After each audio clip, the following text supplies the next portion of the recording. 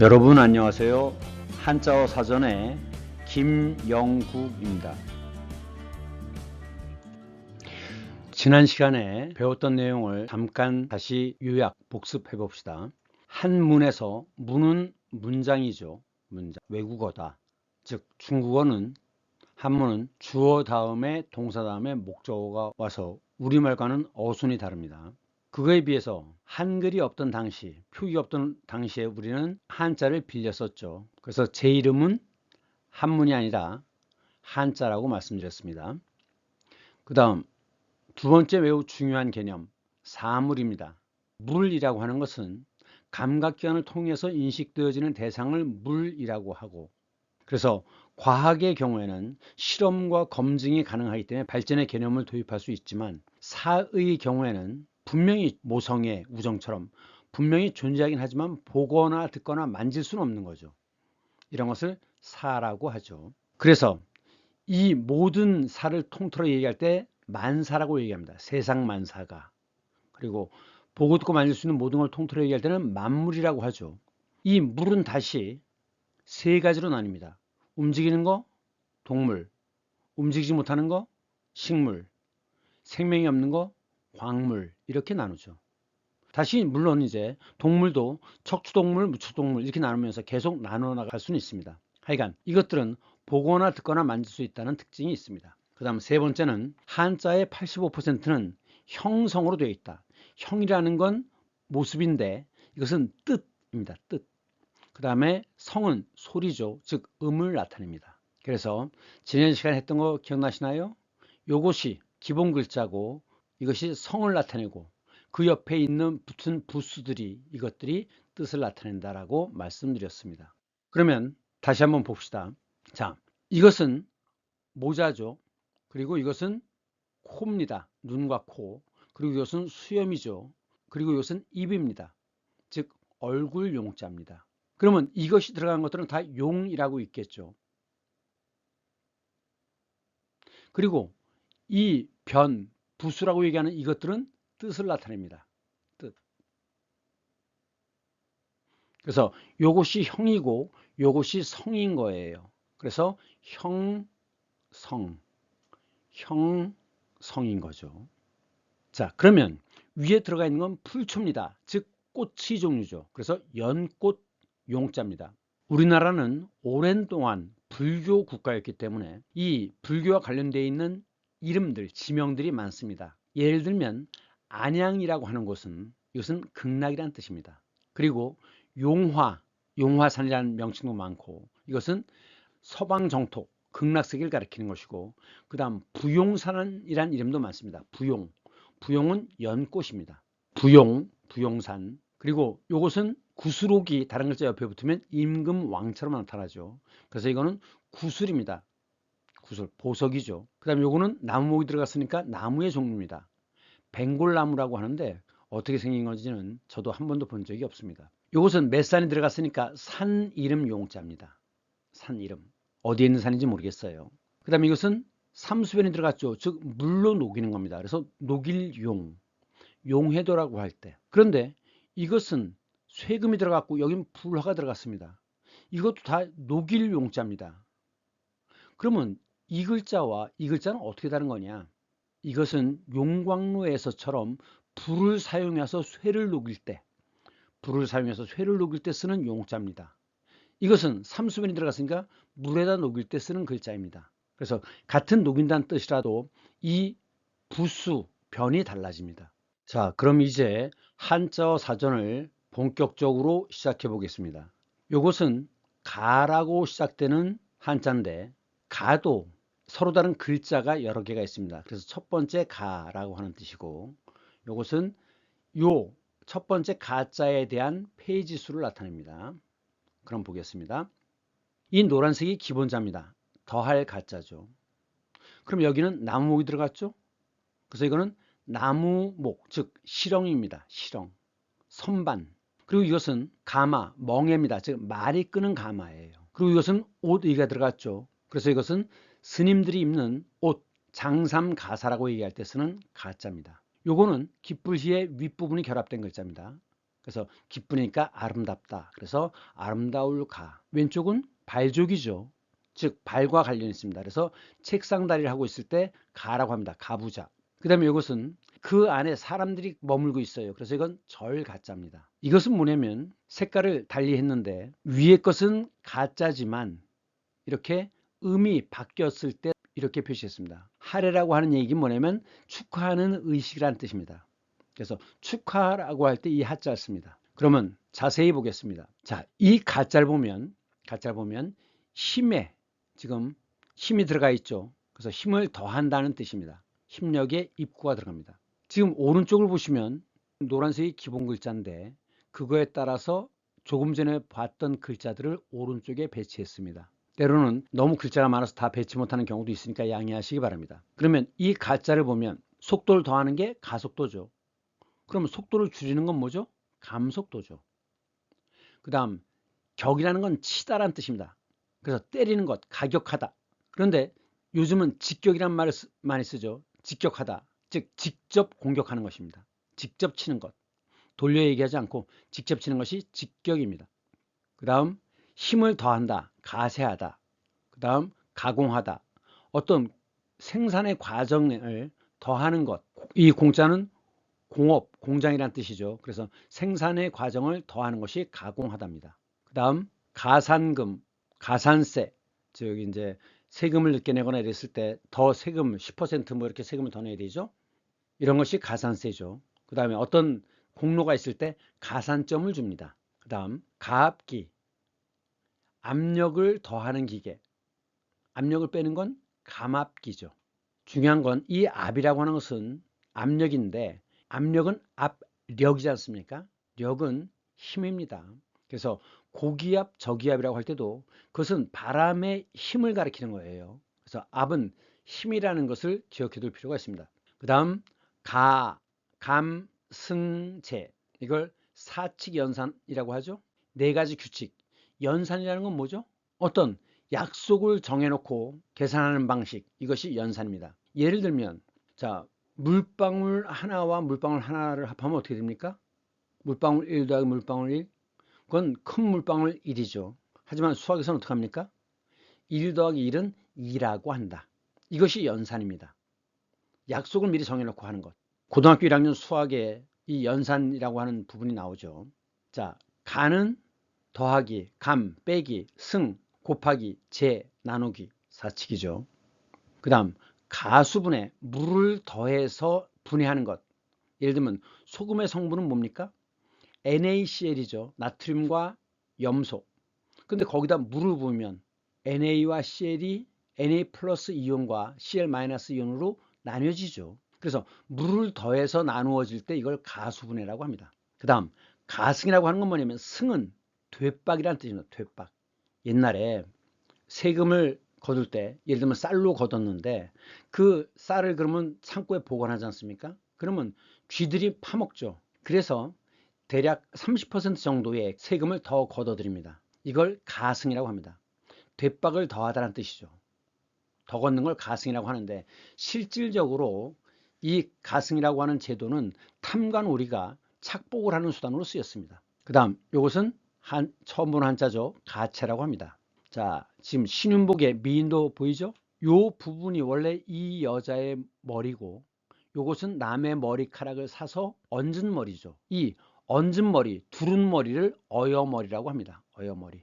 옛날의 미인들은 상체는 홀쭉하고 얼굴은 통통하고 하체가 퉁퉁해야 애를 잘 낳는, 그래야 미인이라고 했습니다. 클레오파트라, 미인이라고 하는 클레오파트라도 사실은 오겹살이라고 하죠. 과거에는 어느 정도 퉁퉁해야 아름다운 것이라고 생각했죠. 그 다음 요 한자는 참가하다, 그 다음 증가하다, 증가하다. 물론 이제 이 증가의 반대는 감소죠. 그 다음 배가하다, 한 배, 두 배, 세 배 할 때 쓰는 글자입니다. 그래서 몇 배로 힘을 더 내는 것이 배가하는 것입니다. 이 글자는 더할 가자 밑에 나무목이 들어갔습니다. 즉 나무로 만든 실엉, 선반이에요. 선반. 그래서 이렇게 책을 선반 위에, 실엉 위에 쭉 얹은 거, 이걸 뭐라고 하죠? 서가라고 합니다. 요즘 도서관은 자기가 책을 서가에서 책을 골라서 볼 수 있게 되어 있는 개가식이지만 옛날에는 책을 신청하면 사서가 책을 찾아다 주는 폐가식이었습니다. 자, 요 개자를 보시면 문자죠. 문자 밑에 여기 지금 밑에 이렇게 열려 있잖아요. 그래서 이건 열 개자입니다. 그런데 이것은 폐자는 이렇게 빗장이 있고 빗장을 이렇게 질렀죠. 그래서 이건 닫을 폐자입니다. 개가식, 폐가식이라고 얘기하고, 자, 이 글자는 뭐예요? 십자죠. 1, 2, 3, 4, 5, 6 할 때 그 10이라고 하는 글자입니다.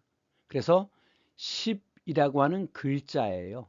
10이라고 하는 글자. 그런데 여기에 이것을 실형처럼 선반처럼 사람을 이 위에 얹었죠.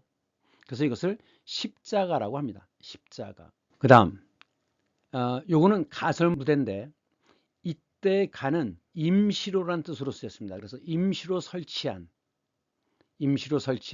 무대. 원래 무대는 올라가서 춤을 추는 곳이죠. 네, 가설무대. 이런 것을 고가도로라고 하죠.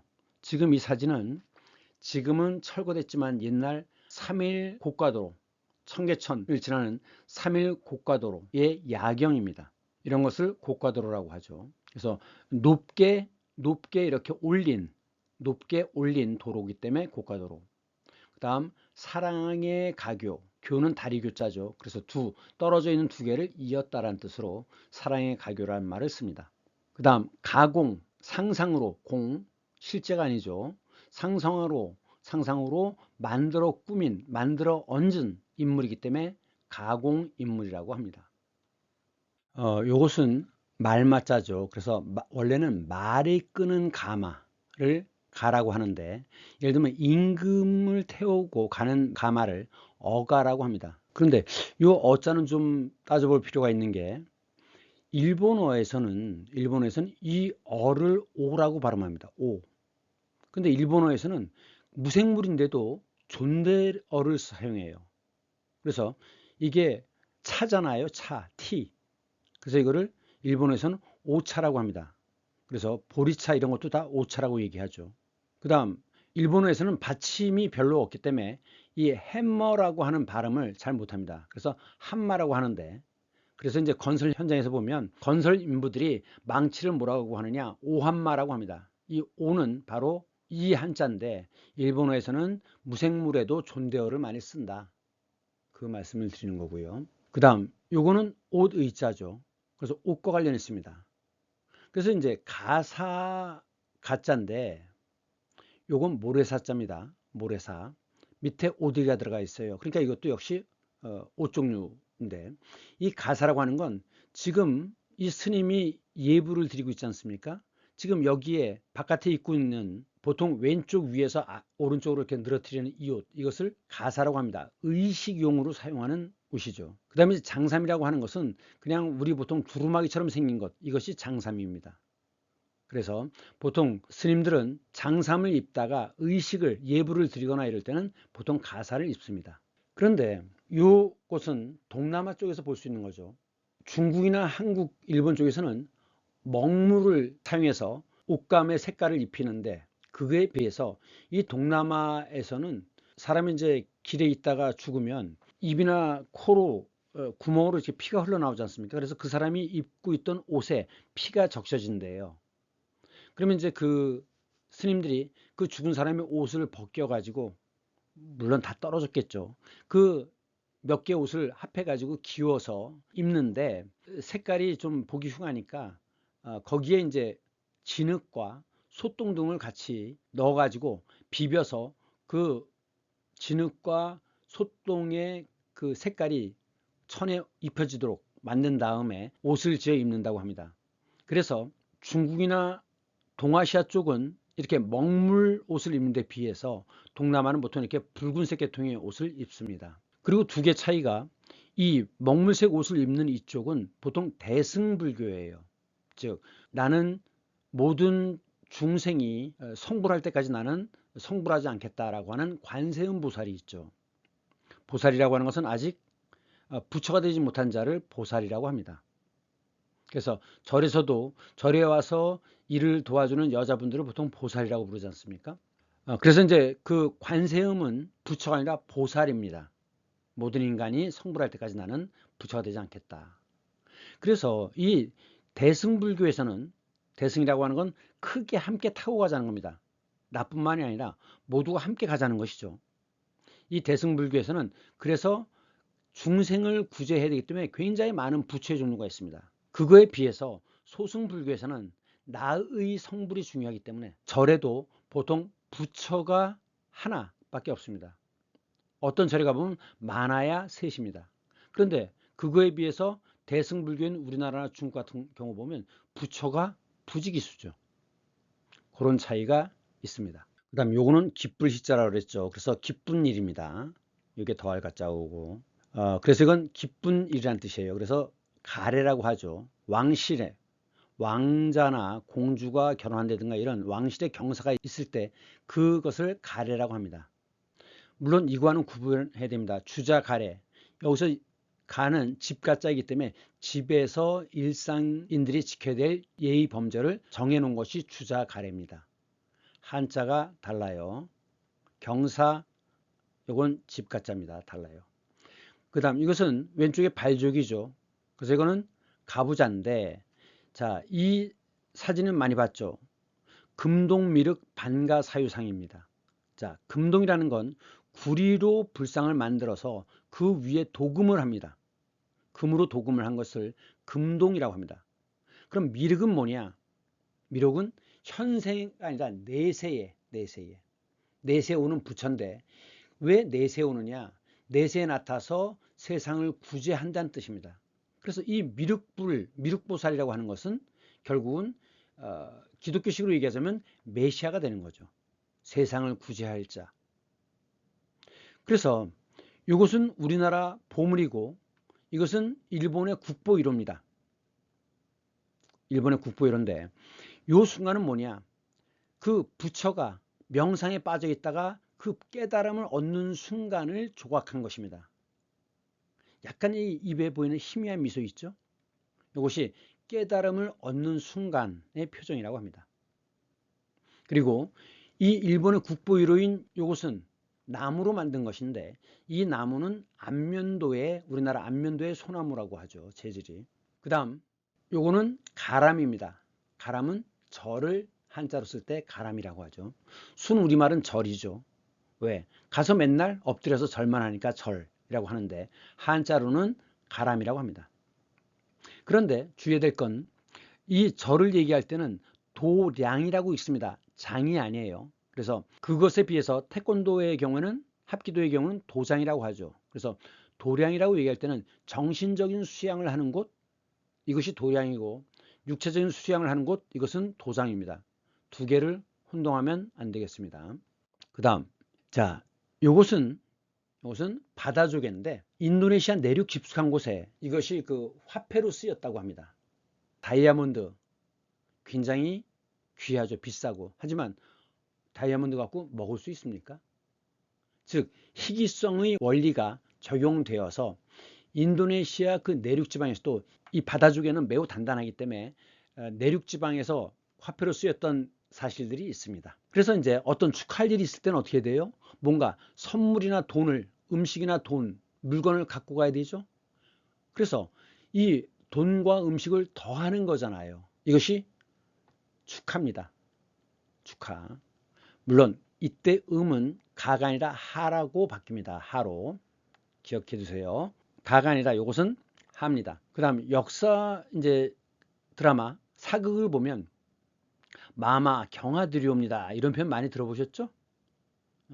경사스러운 일을 맞이해서 축하드린다는 뜻입니다. 경하드리옵니다. 요즘은 이제 없어졌지만 옛날에는 그 설날이 지나고 나서 전부 전 직원들이 모여가지고 할애식을 했습니다. 그래서 신년 새해를 맞이해서 축하하는 예식을 같이 나누었어요. 그래갖고 예를 들면 같이 샴페인 한 잔씩 한다든가 덕담을 한다든가 이런 식의 것, 이것이 신년 할애식입니다. 그 다음 이것은 근하신년인데, 근하신년, 근은 아랫사람이 윗사람한테 얘기할 때 이제 말을 조심해야 되죠. 그래서 삼가하다란 뜻입니다. 삼가. 축하드리옵니다. 무엇을? 새해를 축하드립니다. 이것이 근하신년입니다. 요 밑에 뭐라고 써 있어요? 새해 복 많이 받으세요라고 써 있죠? 그것에 비해서 중국에서는 공시파짜이라고 합니다. 공시파짜이. 이것은 약체인데 발자입니다. 그래서 발자라는 건 재물이 움직인다, 재물이 등장한다는 뜻이죠. 그래서 공손하게, 기쁠, 시작할 발, 재물제자입니다. 그래서 이게 뭐냐면 돈 많이 버세요, 재물 많이 얻으세요, 그런 뜻입니다. 그래서 이 중국에서는 새해가 되면 거리마다 꽁시꽁시라는 노래가 흘러나와요. 꽁시는 꽁시파짜이를 줄임말입니다. 그리고 중국에서는 홍파오라고 해서 그 세배를 하면 붉은 봉투에다가 세뱃돈을 담아서 주죠. 왜? 귀신은 검은색이거든요. 그러면 귀신을 이길 수 있는 건 뭡니까? 생명력이죠. 생명력을 상징하는 게 뭡니까? 피죠. 피의 색깔은 붉죠. 그래서 붉은색은 귀신을 쫓아낼 수 있다고 믿는 겁니다. 그래서 그 홍파오, 그러니까 붉은색 봉투를 주는 의미는 그런 것이고, 그 다음 부적을 쓸 때도 그렇죠. 부적을 쓸 때 노란색 종이에다 붉은색 글씨를 쓰죠. 왜 노란색입니까? 노란색은 우주의 중심을 의미합니다. 거기에 붉은색으로 써서 귀신을 쫓아내는 것이죠. 자, 수고하셨습니다. 이것은 제가 호주 시드니에서 1시간 반 정도 떨어져 있는 블루 마운틴 왼쪽에 있는 것이 이게 세 자매 봉우리입니다. Three Sisters 봉우리. 자, 수고하셨습니다.